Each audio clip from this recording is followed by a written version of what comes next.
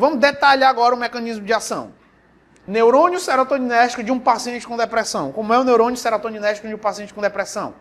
Obviamente não tratado. É assim. Corpo celular, axônio, terminal do axônio, célula pós-sináptica. Que é a mesma coisa, é a mesma representação, só que é só o finalzinho. Tá vendo essa estruturazinha aqui, ó? Vou ter até botado a setinha. Isso aqui é o CERT. Isso aqui é o CERT. Só que ele não está inibido, ele está funcionando. Então ele coloca, ó, a serotonina para dentro normalmente. No indivíduo que tem depressão, esse neurônio aqui, que é serotoninérgico, ele está liberando para o nosso contexto, né? Está liberando muito ou pouco a serotonina? Pouco. Para o nosso contexto aqui. Mas eu falei, não é o problema de liberação pouca, como eu tinha falado, mas a gente não vai nesses detalhes. Estou tentando explicar didaticamente o mecanismo de ação. Então ele está liberando pouco. Ou a liberação é insuficiente, mesmo que normal.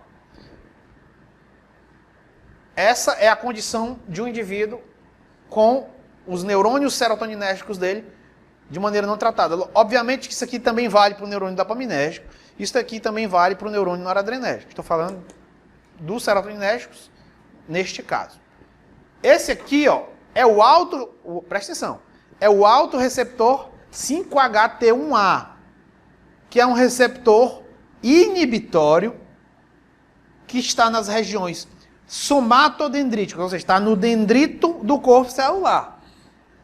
Então, ó, quando a serotonina de outro neurônio serotoninérgico que está se comunicando com ele, que não está mostrado aqui, libera a serotonina, inibe a liberação deste neurônio. Então eu tenho neurônios serotoninérgicos conversando, no qual um pode inibir o outro, justamente para evitar excesso de serotonina. Isso é válido para qualquer neurotransmissor. Então este receptor... Não, aqui ele tá normal. Mas nota que ele está um pouquinho, ó, suprarregulado. Ele tem, digamos assim, mais receptor, porque a serotonina está baixa, justamente. Eu não falei que se o agonista está baixo, eu tenho mais receptor? E se o agonista está alto em termos de concentração, eu tenho menos receptor? Pronto, então aqui, ó, como eu tenho um pouquinho de serotonina, eu tenho mais receptor. O que acontece com o paciente tratado com um ISRS? O inibidor seletivo da recaptação de serotonina. Isso de maneira aguda. A gente tem que separar no tempo. De maneira aguda. Dentro das 2 a 4 semanas do tratamento inicial. Como é que o neurônio dele vai se comportar? Assim que eu inibo o CERT, ó, inibi o CERT aqui e aqui também. Onde é que eu inibo o CERT? Onde tem CERT. Onde é que tem o CERT? Na região somatodendrítica e no terminal do axônio. Em teoria, era bom eu liberar aqui, era bom eu bloquear aqui, para eu aumentar a serotonina aqui. O que eu quero é aumentar a serotonina aqui, entendeu? Aqui eu não quero em si, eu quero aqui. Só que não tem como eu só aumentar aqui, porque tem CERT aqui também. Então quando eu inibo o CERT aqui, eu aumento a serotonina aqui, ó. Note que a serotonina aqui aumenta mais do que aqui. Então, inibir o CERT no primeiro dia, no segundo dia de tratamento, no terceiro, no quarto, nas primeiras semanas, até a 4ª semana de tratamento.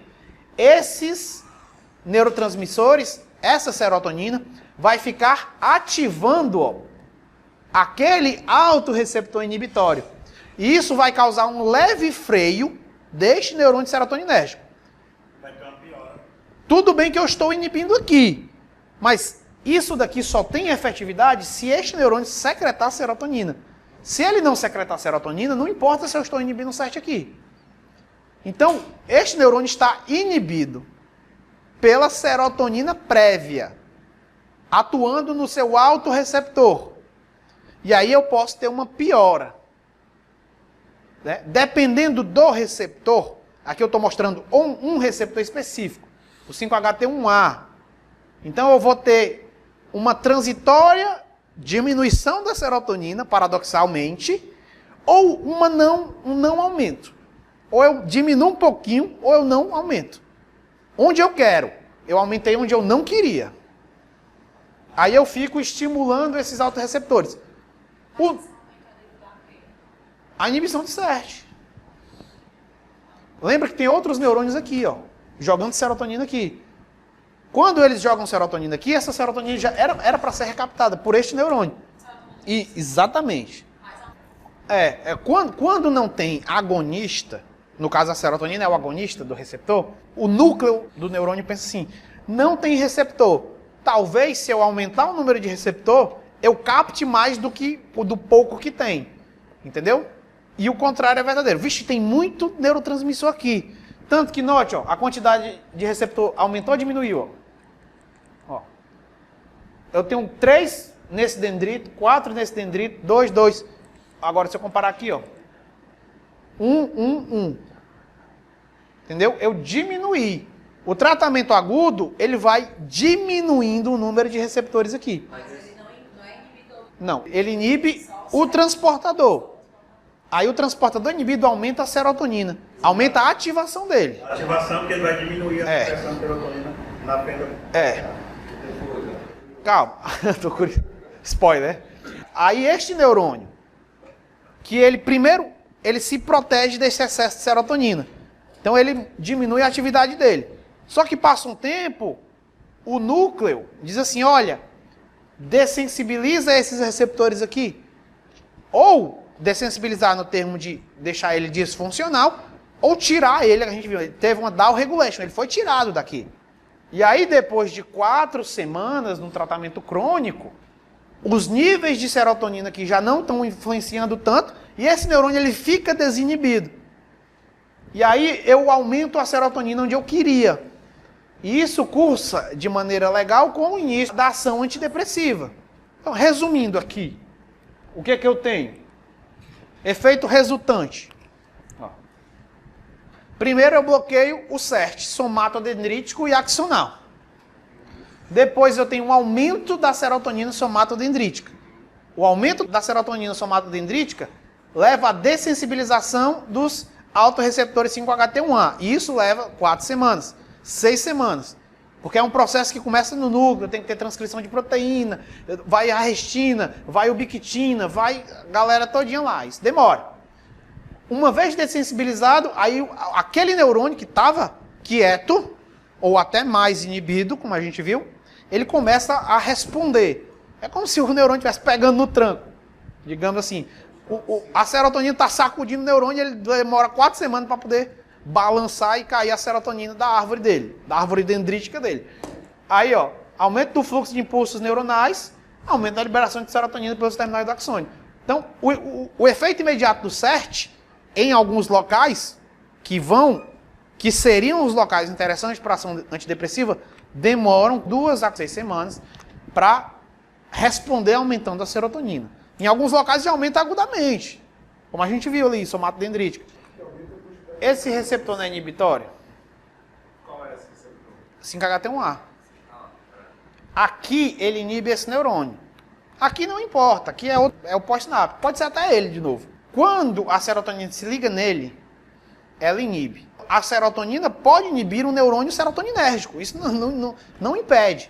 Então aqui a serotonina está inibindo um outro neurônio serotoninérgico. É óbvio que essa serotonina vem de outro neurônio serotoninérgico que está por aqui, que não está mostrado. Tá entendendo? O receptor ele está aqui na membrana. Se ele estiver nessa membrana aqui, ó, vamos devagar. Se ele estiver aqui, ele está na membrana pré-sináptica, ele é um receptor pré-sináptico. Se ele estiver aqui, ele está no receptor pós-sináptico. Ele pode estar aqui, no soma mesmo, ou ele pode estar aqui no dendrito. Geralmente eles estão nos dendritos, que aumenta a superfície de contato, é melhor. Tá entendendo? O SERT, aqui, ele serve para colocar a serotonina para dentro, para este neurotransmissor colocar, para este neurônio colocar ele dentro da vesícula, mandar a vesícula para cá, ou seja, ele pega a serotonina que o outro jogou e usa como se fosse dele. Não via receptor, via transportador, via SERT. O receptor, ele não bota para dentro. O receptor, ele gera uma resposta bioquímica a serotonina, entendeu? Nenhum receptor coloca nenhum neurotransmissor para dentro. Quem coloca são os transportadores. Aí eu tenho um transportador do próprio neurotransmissor, como eu tenho um transportador do substrato do neurotransmissor. Aqui eu tenho um transportador de triptofano. Porque se eu inibisse o CERT e o neurônio não sintetizasse nova serotonina, ia depletar. Porque ele não bota para dentro e usa aquele botou para dentro. Se eu estou inibindo a recaptação de serotonina, em algum momento ia acabar a serotonina do neurônio, entendeu? E não acaba por quê? Porque eu tenho uma triptofano hidroxilase. E elas vão, as enzimas produtoras da serotonina continuam ativas. Você diz que a serotonina é produzida? A serotonina de dentro de um neurônio, ela tem duas fontes. Ou ela é produzida a partir do triptofano, ou ela é recaptada como serotonina. Tá entendendo? Aí, assim que ela é produzida, ela é colocada logo na vesícula. Porque se ela ficar ali no citoplasma dando bobeira, a mal, pega ela. Ou a conte, dependendo do tecido. Mas não tem conte neurônio, não. Então, a serotonina foi sintetizada, ela, pelo VMAT, coloca ela para dentro. Os neurônios que produzem a serotonina, eles estão predominantemente nos núcleos da RAF, mas não só lá. Tá entendendo? Tem outros núcleos, e tem vários núcleos da RAF, não tem um. São mais de 10 núcleos da RAF, que se comunicam entre si, um liberando serotonina no outro, que é justamente isso. Às vezes, ele até tem serotonina, mas para ele liberar a serotonina, ele não tem que ter o potencial de ação. Então, o comando para ele jogar a serotonina é que ele perdeu. Serotonina ele tem, o problema dele não é serotonina. Essa inibição é só na capacidade dele gerar PA e liberar. De liberar, digamos, não é de produzir. A produção dele está normal. Tá entendendo? O que ele não está gerando aqui, o que é que acontece? Esse receptor aqui, ele é acoplado à proteína GI. A GI inibe a adenilato ciclase. Sem adenilato ciclase eu não tenho PKA. E a GI, ela abre canal de potássio. Aí eu abro canais de potássio aqui, eu hiperpolarizo esse neurônio. Então esse neurônio está hiperpolarizado. Logo, ele está disparando, ó, uma vez. Ele não vai ficar totalmente inibido, não.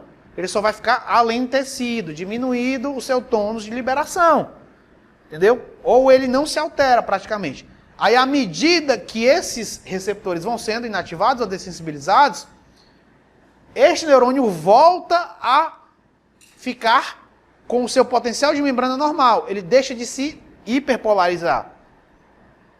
E aí ele fica passível de ser despolarizado. Porque esse neurônio está aqui, ó, mas não está mostrado, mas tem diversos outros neurônios se comunicando com ele. Então, ó, presta atenção, quando este neurônio ele está inibido pelo seu excesso de serotonina aqui, sendo que esse receptor ainda não se dessensibilizou, se outro neurônio chegar aqui e falar, olha, se despolariza, ele vai dizer, não, porque a serotonina aqui está me inibindo. Então ele não responde a outros neurônios noradrenérgicos, outros dopaminérgicos, outros histaminérgicos, qualquer outro. À medida que esses receptores são dessensibilizados e ele perde esse excesso de hiperpolarização, ele volta a ser reativo. E aí quem chega dizendo assim, libera serotonina lá no córtex, libera serotonina lá no córtex, aí ele volta a liberar. E quando ele joga serotonina, o CERT aqui está inibido. Então eu potencializo as ações da serotonina aqui. Consegue passar a serotonina? Mas a serotonina não precisa passar. Entendeu aqui? Ela não precisa passar. Ela é produzida, como eu falei, esse neurônio ele continua produzindo serotonina. Ele tem a sua própria fonte de serotonina, o triptofano. Oi? Também. É onde tem enzima aí. A triptofano hidroxilase. Tem produção aqui, mas é mais aqui. Então, realmente, a passagem que ainda está dentro, quem fica fora continua fora. Isso, A serotonina daqui serve aqui. Ele vai deixar de usar a serotonina daqui, que antes ele pegava e usava, mas ele consegue produzir a dele. Ele não é deficiente na produção de serotonina. O que é? Exatamente. Isso aí é o autorregulador inibitório. Tem muitos efeitos paradoxais, tem muitos. Se a gente realmente ficar só tentando usar a lógica, perlógica, a gente vai se embananar. A lógica maior. Se eu estou inibindo o recaptador, vai ter mais. E como é que mais serotonina pode gerar ansiedade? Se a ansiedade é falta de serotonina, como é que o início do tratamento eu posso piorar? Se eu estou dando o que o neurônio estava querendo. Mas quanto mais a gente detalha, mais a lógica fica mais verídica, mais lógica. Que a gente vê que tem vários receptores. A explicação no final é porque tem vários receptores fazendo várias coisas diferentes. Tem receptor que faz a coisa A, e aquilo que eu falei na primeira aula, a célula, o corpo, o tecido, ele sempre promove um efeito, mas ele mesmo faz um contra-efeito. E é nessa hora que a gente se embanana. Ele sempre gera ação e a compensação. Se eu ativo a trombose, eu ativo a fibrinólise também. Entendeu? Se eu dilato um vaso aqui, eu já contraio ele aqui. Então, se eu libero serotonina aqui, eu tenho que desencadear um mecanismo que vai resultar na inibição dessa liberação. Porque se a célula começar um fenômeno e ela por si só não conseguir terminar aquilo pode descompensar. Então, tudo que a célula começa, ela trata de começar o que vai terminar aquele efeito. Então, é como se fosse um telefone sem fio. Ela chega e diz para a coisa A, e diz, olha, faça aquilo, entendeu? Aí ela chega para outra coisa e diz, olha, assim que ela chegar bem ali, tu desfaz o que ela fez. É sempre assim. Por isso que tem muita comunicação assim, neurônio A com neurônio B, neurônio A, interneurônio e neurônio B. Entendeu? Então, o interneurônio é para dizer assim, olha, aquele efeito é só até ali, Se ele durar mais de 2 segundos, tu inibe. Entendeu? A célula quer dar um recado. O neurônio quer dar um recado. E ele diz, deixe a serotonina durante 1 segundo na fenda. Se ela passar 2 segundos, ative o outro receptor que é inibitório e corte essa brincadeira. Aí, serotonina foi liberada. 10 milissegundos, 20, 30, deu 1 segundo. Ativa o receptor inibitório e pare a liberação dela. É assim. Entendeu? Então a gente tem que ter a ótica da homeostase, do equilíbrio. O corpo sempre, se subir demais, ele tenta baixar. Se baixar demais, ele tenta subir.